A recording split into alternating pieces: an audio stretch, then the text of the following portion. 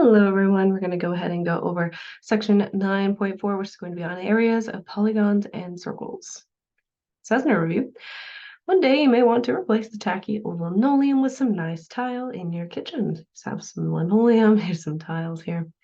Tiles can come in all different shapes and sizes, so you'll want to calculate the area in order to get just the right amount of tiles. You don't want to end up buying way too many or not enough for your project. So this is where being able to calculate the area of various shapes can come in handy. So starting off with areas of polygons, we talked about what different polygons are, and it's just shapes with certain numbers of sides. So we're just going to go through quite a few shapes here. So we have the area formula for rectangle starting off. We have the area of a rectangle is the product of the length and the width. To get that area equals length times width. So if we have our rectangle here, we have width and length. So we just multiply those two values together to get the area. Then for area formula for squares, we say the area of a square is the product of equal sides. To get area is side length times side length. So in this box here, we have s by s by s by s. So our area would just be the two side lengths multiplied by each other. Since they're the same value, it's really just the side length squared. Then we have area formula for parallelograms. The area of a parallelogram is the product of its base and its height. To get area is equal to base times height. One thing that's special about the parallelogram is that the base is going to be the one that would lay, like on the ground, and the height is the vertical height. So in this case, we have this vertical height here. We're not talking about the diagonal or the slanted height. We're talking about the vertical height. So when you find area for parallelograms, you have to know what that vertical height is going to be before calculating the area formula for parallelograms, because the slant height is not the same as the vertical height. And in this case, we're talking about the vertical height. So you have to have the vertical height. So together, we're going to do an example. We say, what's the total cost of a carpet in the shape below if it's $3 per square foot? So this is our carpet that we have here, and we're going to try to find the total cost of the carpet, considering that it's going to be $3 per square foot here. So in this case, we're going to find the area of the carpet. If we look at our carpet, though, it has a really weird shape to it, but we can separate that into two separate shapes that have more typical types of measurements. So our carpet here can be cut into one large rectangle and one small square off to the side. So it can be separated into a 5 by 5 square and a 10 by 15 rectangle. And if we look at this, if we make this cut right about here, we know that this is going to be 5 by 5 because we're told that this entire side length is 15, while this side length is only 10, meaning that 5 feet is unaccounted for vertically. Then same thing, we know that this side is also 5 feet because at the bottom we have this whole length here is 15, but this length is only 10. So we have this square here that's going to be 5 by 5. So that's one way that we can separate our carpet here. We could separate it other ways as well, but this is the way that we're going to stick with it. So really in this case, we're just finding the area. So we're going to find the area of the rectangle and the area of the square. So the area of our rectangle is length times width, so just two different side lengths multiplied by each other. And the area of the square will just be side times side, since they're all the same sides. So taking that into consideration, a rectangle would be 10 times 15, which would make it 150 square feet. And our square, which is 5 by 5, would make it 25 square feet. This is the area of our two shapes. And the area of the whole carpet will be the sum of these areas. So we'd have area of the rectangle plus area of the square, which makes it 150 plus 25, which is 175 square feet. And so remember, that was not the actual question of our example here. We want to know the cost if it's $3 per square foot. All we found was that the area of our carpet is 175 square feet. So to find the total cost, we're going to take the total area multiplied by $3 to get 175 square feet times $3, to get $525. So that's how much this carpet would end up costing us if we charge $3 per square foot. All right, wraps up that one. Now we can move on to area of other polygons. So we also have the area formula for triangles. We say the area of a triangle is going to be half the base times the height. So base B and height of H. To get area is equal to 1/2 base times height. So we look at our triangle here, we'll have 1/2 base times the height. And very similarly, just like with our parallelogram, that height is vertical height, not slanted height. So in this case, our base of our triangle is the one that sits on the ground, and the height is the vertical height of the triangle. So sometimes when you have triangles like this, you kind of have to draw this little portion here to maybe get a vertical height on that. Then we have the area formula for trapezoids. We say the area of a trapezoid with parallel sides A and B and height H is area is equal to 1/2 times the height times the sum of the two sides, or the sum of the top and bottom side.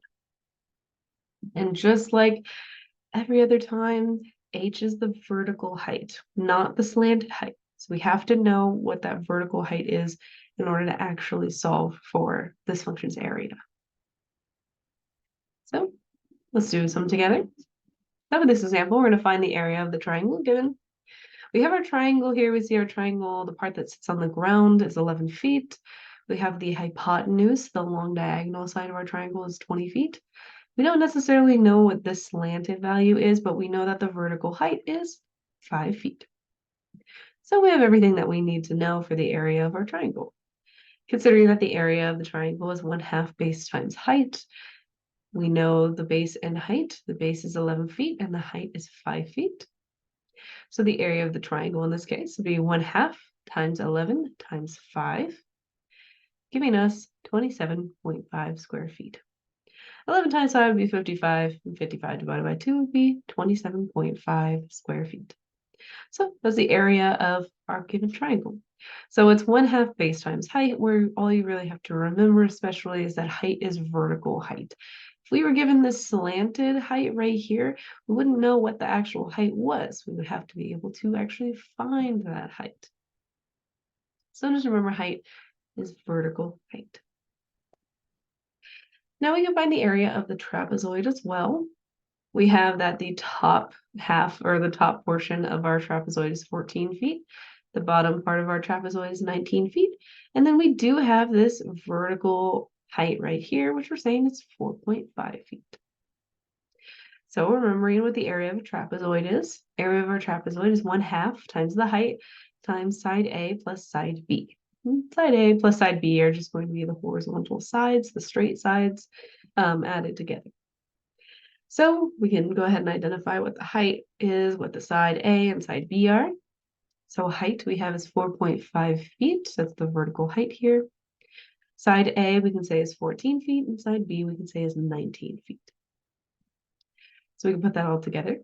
The area of our trapezoid would be 1/2 times 4.5, the height, times the sum of the two sides, 14 plus 19, and putting that all together, that will give us 74.25 square feet.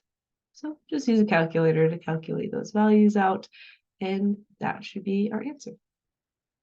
So for trapezoids, just very similar to triangles there.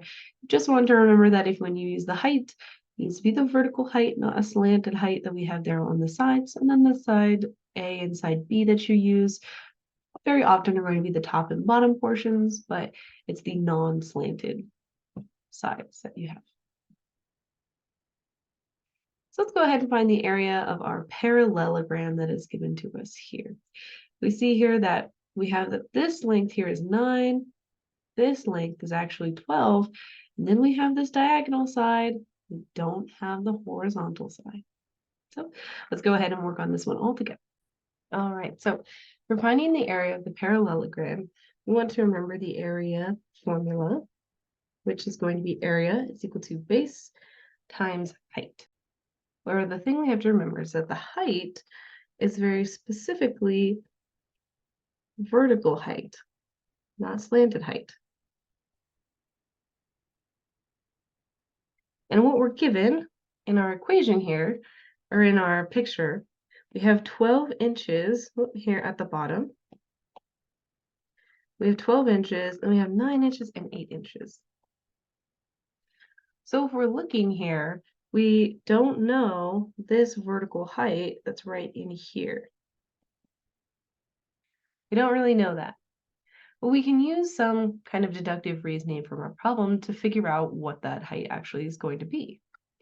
One thing that's important to know about parallelograms is that their parallel sides are equal in length.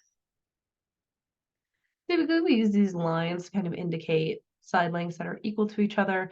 So in this case, the top side length and the bottom side length should be equal, while the two other slanted side lengths should also be equal. So if that's what we're stating here, and we're saying that 9 inches goes from this length to this length, the whole thing itself should be 12.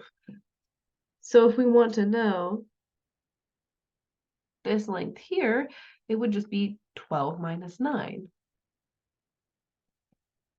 which in our case is 3 inches.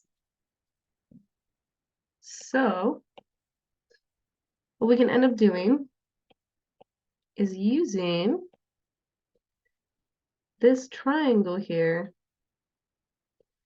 to try to find the height. And what we can also notice about this is that this is a right-angled triangle. And what we learned about right-angled triangles is that you can use Pythagorean's theorem.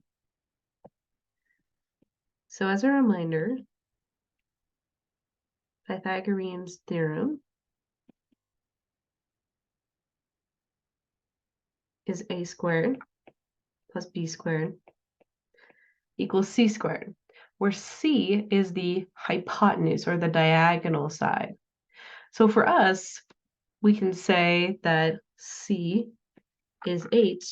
We just go ahead and say that b is 3. It's just the two side values of your triangle, not considering the diagonal side value, that's a hypotenuse. So let's just go ahead and say b is 3. So a, which is what we're trying to find in this case, is the h value. So, and you can state that, or you can just go and replace a with h. Say a is h. So this would give us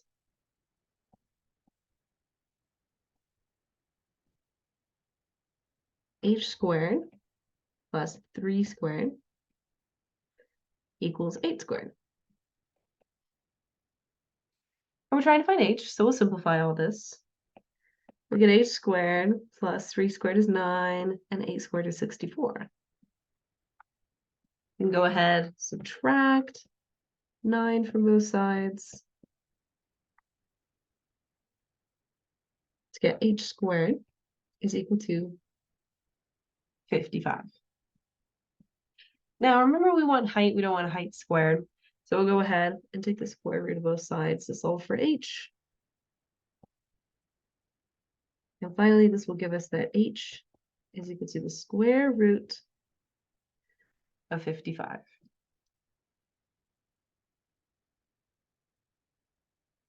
Now, at this point, you could put that into decimal, but it's better not to, just because you don't want to round anything until you get to your final answer.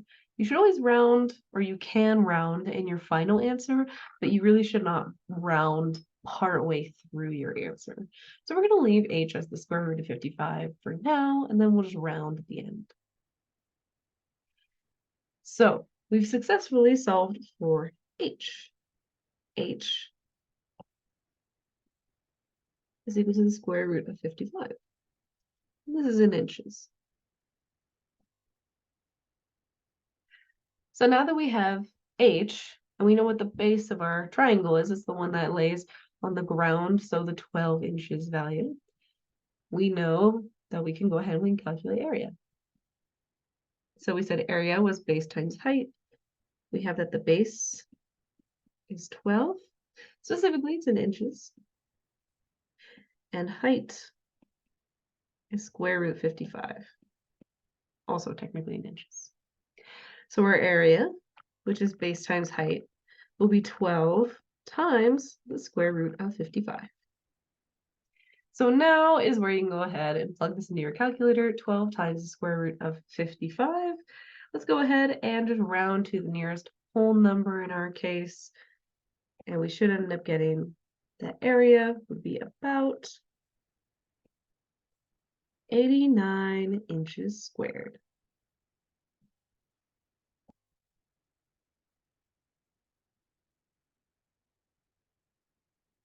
So there is our answer. So when doing problems like this, you may be given an example where you can very easily calculate the area of your shape, but sometimes it does take a little bit more deductive reasoning, like in this case. Let's go ahead and go back to lunch. All right, so moving on, now we can go on to circles. So a circle is the set of all points in a plane that are the same distance from a fixed point, which we call the center of the circle. So if we look at our picture here, we say that this point right here in the very center is the center of the circle. The line segment from any point on the circle to the center is always going to be the same length. So from the center to the outside of the circle, all the way around is always the same length, and that is called the radius. And it's just from the center to the side. The line segment from any point on the circle, that's on the opposite side of the circle, to so like going from one side through the center to the other and anywhere on that circle, that's called the diameter. Then we say the distance around the outside of the circle is called the circumference of the circle. So the circumference of the circle is kind of like saying the perimeter of the circle. It's just we have a different name for it. We call it circumference. And so these are all the different like labels for circles. So we have the center, the radius is from the outside to the center, the diameter is from one side to the other going through the center. So then circumference and area of circles. We have circumference formula for circles. First, we say the circumference of a circle is pi times the diameter, or 2 pi times the radius. So circumference can be calculated with radius or diameter, either way. If it's calculated with diameter, it would just be pi times the diameter. If it's circumference, it would be, in radius, it would be circumference is equal to 2 times pi times the radius. This is really just because pi, or we have pi because it is a circle. We use pi for circles. And then we have diameter and radius, where radius is really just 1/2 diameter, or the diameter is really just 2 times the radius. So we can use either one of these, and that's kind of how we get that ratio there. Diameter is really just equal to 2 times the radius. So you can use either one of these when calculating circumference, just based on what the problem was given to you. Then we have area formula for circles. The area of a circle would be pi times the square of the radius. So for area, we would have area is equal to pi times radius squared. So area only uses radius, but like we said before, diameter is really just 2 times the radius. And radius is really just 1/2 diameter. So for the area formula of circles, if you're given the diameter, half of that is the radius. So you do need to use radius for the area formula for circles, but you can find it even if you have diameter. So here we look at this picture here, we have circumference is the outside portion. See how there's those arrows there? So we're going around, meeting back up. So the outside of the circle is called the circumference. Diameter, one end to the other going through the center. Radius is center to the outside. And the area would be all the space inside the circle, which would be pi r squared, or pi radius squared.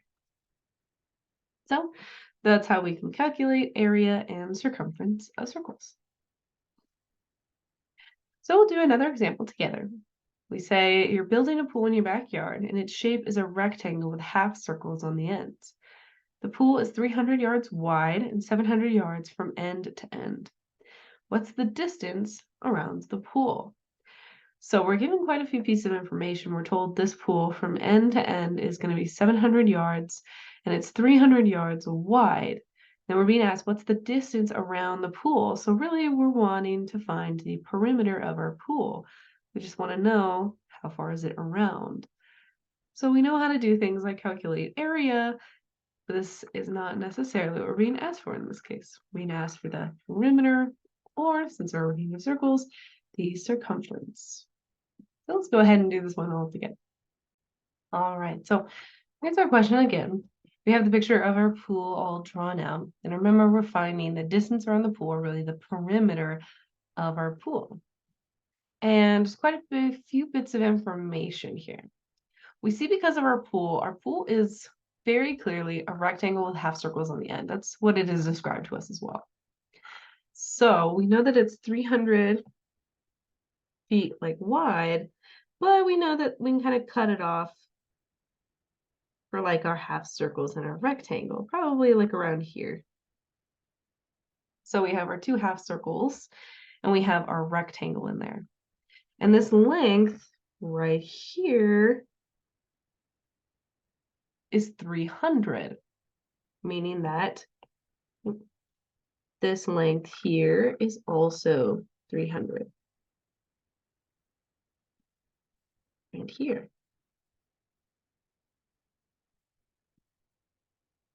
And if we think about this, they are half circles, and half circles also still have a center of them and a radius and whatnot. So if we kind of identify just by eyeballing it where maybe the center of these half circles are, and we can draw those out. If we're told that this length here, the 300, that's going to be the diameter of our half circle, meaning that this portion here and this portion here are both the radius. And we said that radius was half of the diameter. So if our diameter in this case was 300, the radius would be half of that, which is 150.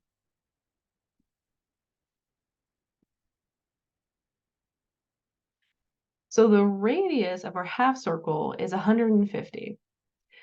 And we said that our radius can be drawn from the center of the circle to any point on the outside of the circle. So looking at our half circles, we could also say this is also the radius. Probably drawn a little bit better, but that's the radius as well. So this length in here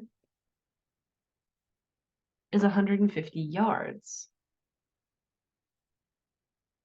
So if we can kind of draw this again, this portion here is 150 yards. And then it's the same for both halves of the circle.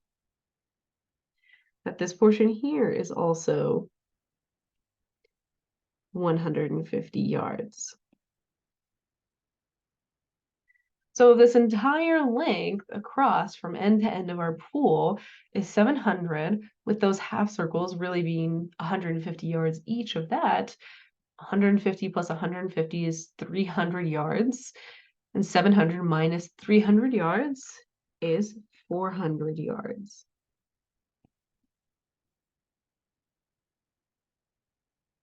So currently what we're really looking at, now that we've like really dissected this pool here, what we're looking at is a rectangle that is 400 by 300 and two half circles that have a radius of 150. So we can go ahead and write that out here. So broken down, we have a 300 yard by 400 yard rectangle. And we have two half circles with radius equal to 150. Or you could say two half circles with diameter 300. Since, remember, we're finding circumference in this case, it doesn't matter if we use radius or diameter. It's really just personal preference. So if we have two half circles with r equals 50, Our radius equals 150. And then we have our rectangle, which was 300 by 400.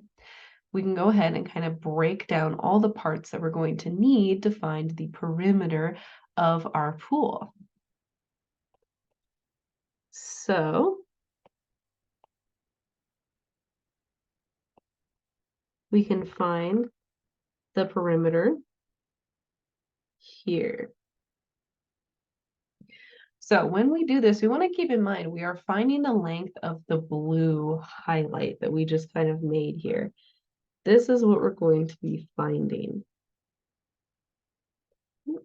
That last part ran away from me. There we go. We're finding the highlighted blue portion. We're not finding the area, so really anything in here really doesn't matter. It's just what's on the outside.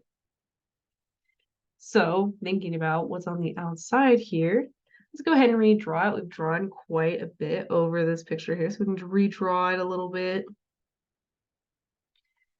Roughly that shape. So if we look at our picture here, we know that these inner portions are going to be 400. So these portions in here are 400 yards. Same thing here. Let's move this picture down a bit. So this is also 400, but we don't know this portion yet. And then same goes for over here. So we don't know what those are, but we know that the other two are 400. So really what we need to find here is going to be the circumference of our two half circles. So we said that circumference of a circle, if we use radius, would be 2 pi times the radius. Oh, remember, we're talking about half circles. So circumference of a half circle would be half of that.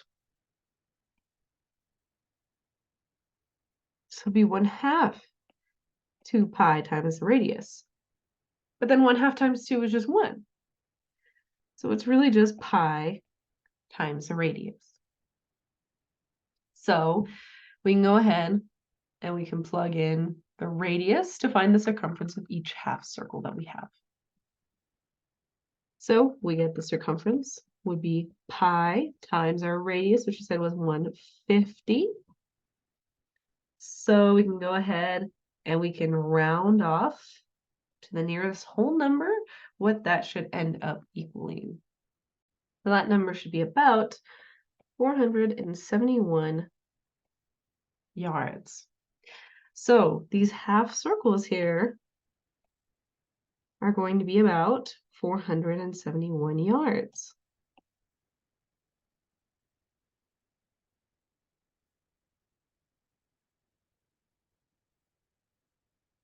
So now, finally at the end, when we want to know what's the distance around the pool, it's going to be the sum of all of those distances that we found. So we can go ahead, we say distance around the pool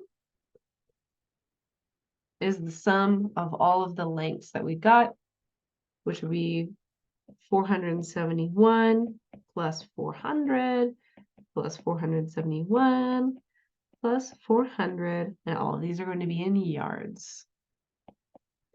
So we can go ahead, we can use a calculator to add all of those up, and we should end up getting 1,742 yards.